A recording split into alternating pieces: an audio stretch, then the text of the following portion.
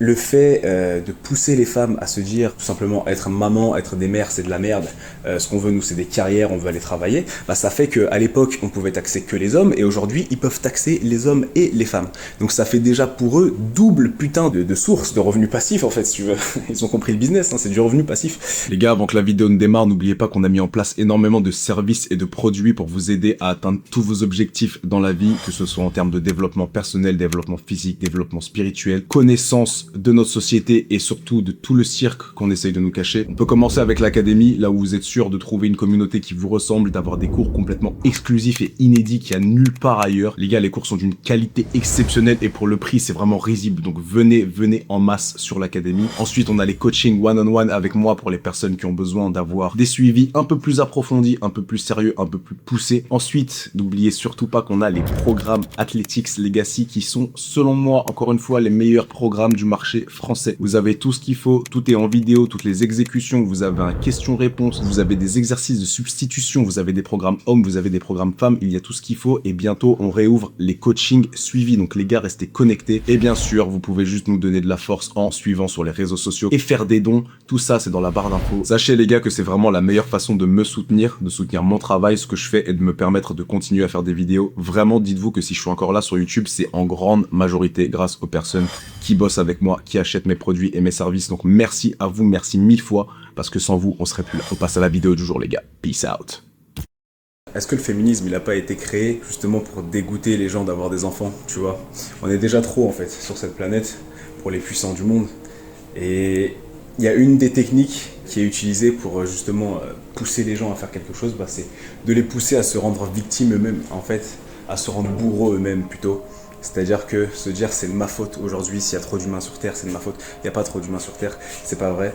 C'est juste que ça n'arrange pas certaines personnes qu'il y ait autant d'humains sur Terre. Donc on va t'inventer des conneries comme le fait qu'il n'y ait pas de quoi nourrir les personnes, etc., etc. Bref, avec les milliards et les milliards qu'il y a dans le monde et toutes les technologies qu'on a aujourd'hui, frérot, tu sais qu'on peut nourrir n'importe qui comme on veut. Mais malheureusement, les gens de la haute sont les plus gros mythos de tous les temps. Ils ne sont pas là pour le bien des autres, donc... Bref, on va pas partir sur un autre sujet, mais tout ça pour te dire en gros que le féminisme, tu vois, ce sont des hommes qui l'ont mis en place. Alors tu me diras à quelle heure des hommes ont mis le féminisme en place. Je te parle pas du féminisme de base, celui en mode où quand les femmes n'avaient pas le droit de voter, de conduire, de sortir, de travailler s'il n'y avait pas de mari, qui n'avaient même pas le droit à la parole sans demander la permission. Ça, ce féminisme, évidemment, qu'il a sûrement été poussé par quelques hommes, mais majoritairement, je pense, par des femmes, qui en avaient peut-être marre de vivre dans ces conditions complètement ridicules. Moi, je te parle pas de ce féminisme-là, je te parle du féminisme 2.0, là, le féminisme actuel, ce qui tourne un peu partout sur TikTok, ce que je peux appeler l'extrême féminazie, un peu toxique, si tu veux, pour utiliser leur terme, parce que j'ai l'impression que cette génération aime bien ce terme toxique. Là, pour le coup, ça, c'est toxique pour tout le monde. Ouais. Et du coup, ce féminisme 2.0, les féminazis, les fémènes, toutes ces choses qui sont... Tu peux aller voir, qui ont été mises en place encore une fois par des gens qui ne veulent pas le bien des autres et qui est financé d'ailleurs. Je ne sais pas si je te mettrai des captures d'écran. Bah, déjà, une des premières raisons, c'est que ce sont des hommes qui reçoivent les taxes en fait, si tu veux, des Américains de base, parce que c'est là-bas que ça a commencé, le néo-féminisme, ça vient quand même des États-Unis. Tous les mouvements un peu débiles, BLM, LGBT, tout ça, c'est des trucs qui viennent des États-Unis. Hein, faut pas oublier ça. Et donc ce néo-féminisme américain, qui aujourd'hui est en train d'envahir le monde malheureusement, est financé par des hommes qui eux pour le coup sont vraiment misogynes et tout ce que tu veux, qui voient vraiment la femme comme de la merde. Et une des raisons pour laquelle déjà ils ont mis ce féminisme en place, pourquoi ils le financent, pourquoi est-ce qu'ils payent des femmes pour aller manifester, pourquoi est-ce qu'ils payent des femmes pour se mettre les seins à l'air, etc., pour donner justement le côté ouais, on est des femmes, on peut faire ce qu'on veut de notre corps, mais qui en réalité vous fait passer malheureusement pour des femmes objets. Mais ça, les femmes intelligentes le savent et les femmes manipulées ne s'en rendent pas compte. C'est pas non plus le but de cette vidéo, mais le fait de pousser les femmes à se dire tout simplement être maman, être des mères c'est de la merde, ce qu'on veut nous c'est des carrières, on veut aller travailler, bah ça fait qu'à l'époque on pouvait taxer que les hommes et aujourd'hui ils peuvent taxer les hommes et les femmes. Donc ça fait déjà pour eux double putain de comment je pourrais dire ça, de source de revenus passifs en fait si tu veux. Ils ont compris le business, hein, c'est du revenu passif, double source de revenus passifs en faisant du coup travailler les femmes parce que si tu ne travailles pas effectivement tu ne peux pas être payé et on peut pas te taxer si tu n'es pas payé. Donc voilà, faire travailler les femmes, c'est bien parce que ça rapporte plus d'argent à ces gens-là. Dans un second temps, ce que ça fait, c'est que ça sort automatiquement la femme du foyer. Donc la femme ne peut plus être là pour faire vraiment l'instruction et l'éducation des enfants. Donc il faut absolument... Du coup, parce qu'elle n'a plus le temps, elle est au travail, c'est-à-dire que de base, si tu veux, l'homme allait provider pour sa famille, donc l'homme était dehors et charbonnait, il faisait les tâches difficiles, les tâches bien casse-burnes, qui sont difficiles à faire pour des femmes. Après, on va dire que ce sont les hommes qui n'aiment pas les femmes, etc. Alors qu'en réalité, aujourd'hui, il y a plus de femmes qui détestent les femmes, la vraie nature féminine, etc. et qui se veulent autre chose, non-binaire, machin, que d'hommes qui n'aiment pas être des hommes, clairement. Bref. Petite parenthèse encore une fois. Donc en fait, du coup, tu sors la femme de sa vraie vie de mère, donc elle ne peut plus s'instruire, elle ne peut plus lire de livres, donc si elle ne peut plus lire de livres, ou s'instruire, ou pratiquer quelque chose, un talent, sa passion, faire ce qu'elle aime, s'occuper des siens, etc. Si elle n'a plus le temps de faire tout ça, déjà, elle n'aura pas le temps de s'éduquer elle-même, donc elle n'aura pas le temps de devenir vraiment cette femme mère qu'elle est par nature et qui la rattrapera à un moment. Mais du coup, elle devient cette femme drivée par les études et faire une carrière derrière. Donc en fait, quand elle va arriver au moment d'avoir son diplôme, et elle va se dire derrière, il faut que j'ai un travail, je peux pas être mère, enfin, il faut que j'ai un taf, tu vois, je peux pas trouver un mari, il faut que j'ai un taf absolument. Donc elle va taffer, etc. Et donc le jour où elle trouvera finalement un mari avec qui elle voudra avoir des enfants, malheureusement, vu qu'elle est rentrée dans cette spirale de travail et tout, elle ne sera plus à la maison pour pouvoir éduquer ses enfants. Donc les enfants seront confiés à l'éducation nationale, et donc l'éducation nationale pourra commencer très très tôt à mettre un peu ce qu'ils veulent dans la tête des enfants. Je rappelle que jusqu'à je ne sais plus quelle année, 1937, peut-être un peu avant, c'était l'instruction publique. Depuis cette date-là, c'est devenu l'éducation nationale. Et j'espère que vous faites quand même bien la différence entre instruction publique, qui a pour but d'instruire toute personne qui demande l'instruction, et éducation nationale. Éducation nationale, c'est éduquer une nation, mettre dans la tête les mêmes conneries à toute une nation pour en faire des citoyens, des civils, des petits soldats bien rangés qui suivent la vie comme on leur impose et non pas comme ils sont censés le vivre, c'est-à-dire de façon totalement libre et de par leur propre choix.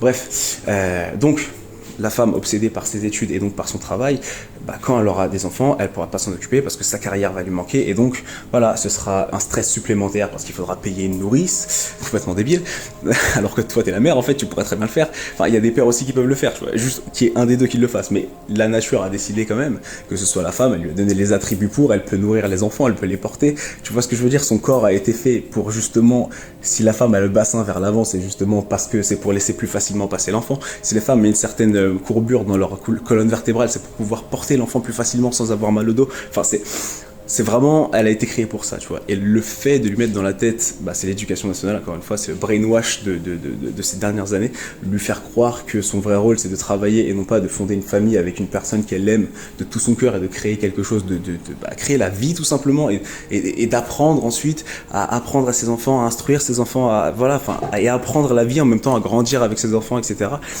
Si elle ne comprend pas que c'est ça, c'est qu'elle est complètement brainwash. Mais bon, après ça, la société a très bien fait son travail. Les gens sont complètement brainwash aujourd'hui et c'est affolant. Mais bref, donc la femme ne peut plus instruire ses enfants et vu que dans tous les cas elle a passé plus de temps à l'école qu'à apprendre vraiment à devenir une vraie femme, finalement qu'est-ce qui va se passer? Même si elle peut faire l'école à la maison à ses gamins, elle va leur apprendre les trucs qu'elle a déjà appris à l'école parce que c'est ce qu'elle a connu et elle va pas nécessairement chercher à aller leur apprendre la vie d'une façon différente, tu vois ce que je veux dire? Bref, donc entre le fait de taxer les femmes, entre le fait de choper les enfants très tôt pour justement les mettre dans le système éducatif national, système scolaire, etc., leur apprendre ce qu'on veut, parce que c'est justement entre ces 1 et ces 7 ans que l'enfant commence à vraiment mettre ses croyances profondes, à créer ses croyances profondes justement. Et donc jusqu'à 3 ans, bon c'est un peu des mongols, ils savent pas faire grand chose, ils observent beaucoup, sauf qu'à partir de 3 ans, ils commencent à savoir s'exprimer, à apprendre à s'exprimer en tout cas.